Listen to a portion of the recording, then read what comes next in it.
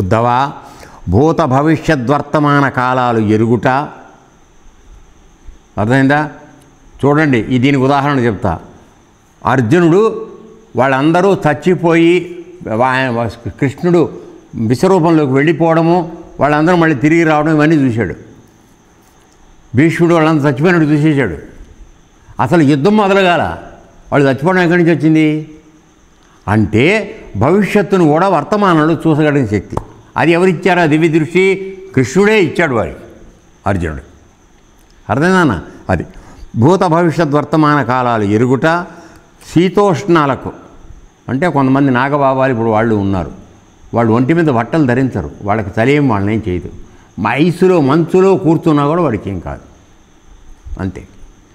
తర్వాత చెమట పోయడం అట్లాంటివి ఏమి ఉండవు.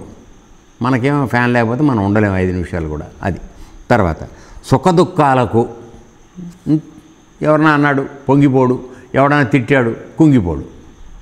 తర్వాత రాగద్వేషాలు, నాకు ఇది కావాలని కోరిక లేదు, ఒకడి మీద ద్వేషం లేదు, రాలేకపోతే వాడిని తిట్టడం, అది అర్థమైందా? తర్వాత రాగద్వేషాలకు అతీతంగా ఉండడం. అగ్ని సూర్య జల ప్రళయాలను అణిచివేయటం. అర్థమైందా? ఇప్పుడు మామూలుగా ఏదైనా ఒక ప్రళయం వస్తుంది అనుకోండి, దాన్ని అట్లానే ఆపితే ఆగిపోతుంది, అంతే, దానికి తిరుగులేదు. అంటే ప్రకృతి మొత్తం కూడా ఆయన అధీనంలోకి వస్తుంది, సాక్షాత్ భగవత్ స్వరూపుడు అయిపోతాడు. అయిపోతే అది అట్లా వచ్చిన దాని శక్తిని దుర్వినియోగం చేయరు వాళ్ళు.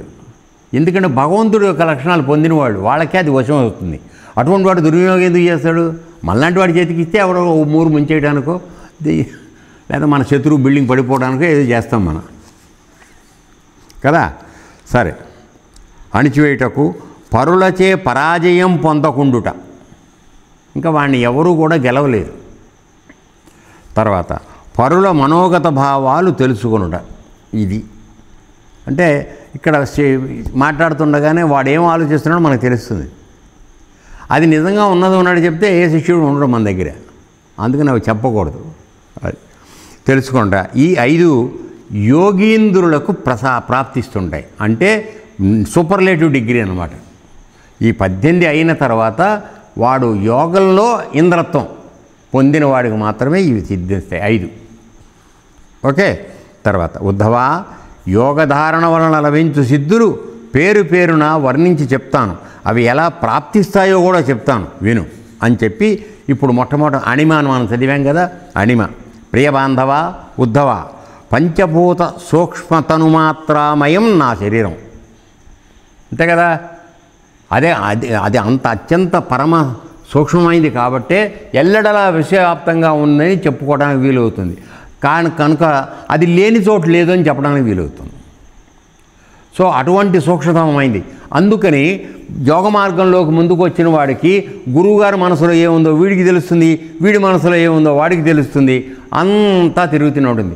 నువ్వు నోరు తెరిచి అడగక్కర్లా, దానికి సమాధానం ఇక్కడి నుంచి వస్తుంది. ఎందుకని? నీలో ఉన్నాడు నాలో ఉన్నాడు ఒకడే కనుక. వాడు ఎట్లా ఉన్నాడు? సూక్ష్మతనుమాత్రామయం నా శరీరం, అత్యంత సూక్ష్మమైంది, అది లేని చోటు లేదు, అందువలన తెలుస్తుంది. ఉపాసకుడు కేవలం నా యొక్క శరీరాన్నే ఉపాసన చేసినప్పుడు అతని మనస్సు నా యొక్క శరీర ఆకృతి పొందుతుంది. సో కృష్ణ పరమాత్మ యొక్క విగ్రహాన్ని నువ్వు చూసి ఆ విగ్రహాన్ని నీ మనసులో నిలుపుకుని భూమధ్యంలో ఆ విగ్రహాన్ని కనపడే పరిస్థితి వస్తే నీ శరీరం కూడా ఆ ఆకృతి చెందుతుంది.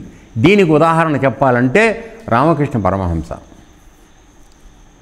ఆయన మహమ్మద్ ప్రవక్తగా రూపాంతరం చెందినప్పుడు ఆయన ప్రవక్త లక్షణాలు ప్రవక్తలాగా ప్రవర్తించడం అన్నీ వచ్చేసినాయి. తర్వాత ఆయన కొన్నాళ్ళు ఇంకెవరిది వేషం వేసుకున్నాడు.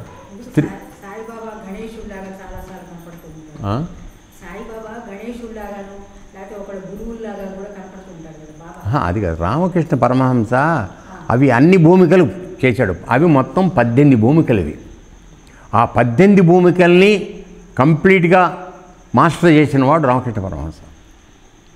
యేసుక్రీస్తు వేషం వేసుకుంటే యేసుక్రీస్తు, తర్వాత అట్లాగే రాధ వేషం వేసుకున్నప్పుడు స్త్రీలాగానే ప్రవర్తించేవాడు ఆయన. అటువంటి ఆశలు, కోరికలు, లక్షణాలు కూడా ఉండేవి. అవి ప్రస్ఫుటంగా కనపడేది ఆయనలో. అంటే ఇదనమాట. అది అర్థమైందా? నా యొక్క శరీరాన్ని, అంటే ఆ శరీరం నేను, రాముడు శరీరాన్ని నేను ఆవాహన చేస్తే రాముడి లక్షణాలతో ఉన్నటువంటి శరీరంగా నాది మారిపోతుంది. అది అతని మనసు నా యొక్క శరీర ఆకృతి పొందుతుంది.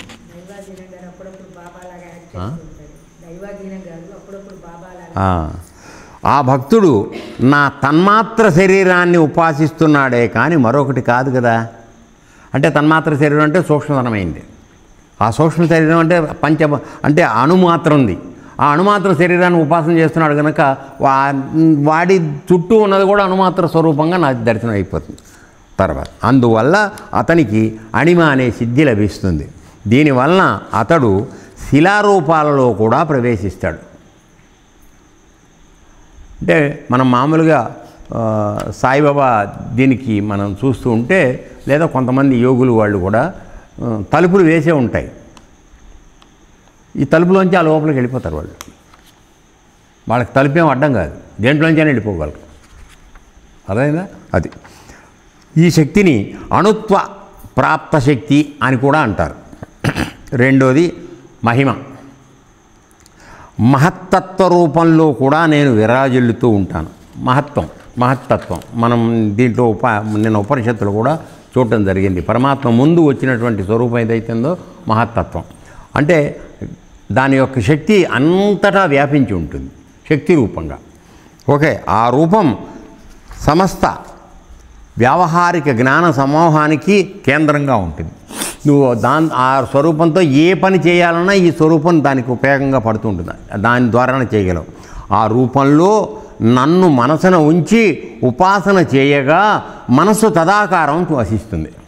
అంటే ఆ వ్యవహార జ్ఞాన కేంద్రంగా ఉంటుంది కాబట్టి ఆ మహత్తత్వంలో నీ యొక్క మనసుని లయం చేసి దాన్ని కాన్సన్ట్రేట్ చేసి, అంటే దేన్ని నువ్వు సాధన చేసి ధారణ చేస్తావో ఆ రూపం నీకు కలుగుతుందని చెప్తున్నాడు.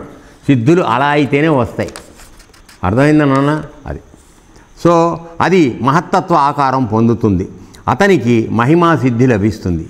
ఆకాశాది పంచభూతాత్మక శక్తులలో నేనే ఉన్నాను కదా, కనుక అతనికి మహత్వ శక్తులు లభిస్తాయి. సో అతను చేయలేని పని అంటూ ఉండదు. మహత్తత్వం అంతా ఆ శక్తి వచ్చేస్తుంది. లఘిమా సిద్ధి. భక్తుడు వాయువు మొదలైన నాలుగు భూతముల పరమాణువులు నా రూపంగా భావన చేయగా, అంటే 4 పంచభూతాలు అంటే 5 కదా పంచభూతాలు.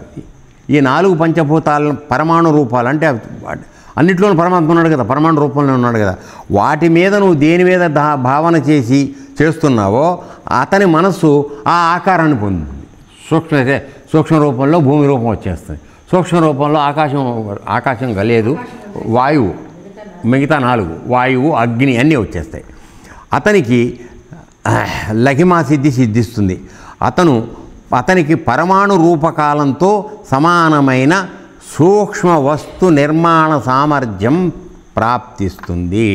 ఇది ఏమిటంటే దీనికి ఉదాహరణ ఏం చెప్పుకోవాలంటే, ఆంజనేయ స్వామి సముద్రం దాటేటప్పుడు దేవతలందరూ కలిసి సురస అనే రాక్షసుని ఆయన మీద ప్రయోగిస్తారు. వీడు అసలు దాటగలడా వెళ్ళగలడా లేదా చూద్దామని చెప్పి. సో ఆవిడ వచ్చి ఏం చేస్తుందంటే పెద్దగా నోరు తెస్తుంది ఆ నోట్లోకి వెళ్ళిపోమని మింగేయటానికి. సో ఈయన ఏం చేస్తాడంటే చిన్నవాడుగా అవుతాడు. అయిపోయి అది నోరు తెరిచి అని మళ్ళీ ఇట్లా నోరు మూసే లోపుగా బయటకు వచ్చేసాడు. ఆ విధంగా గెలిచాడు. దెబ్బ కొట్టాడు, కింద పడిపోయాడు.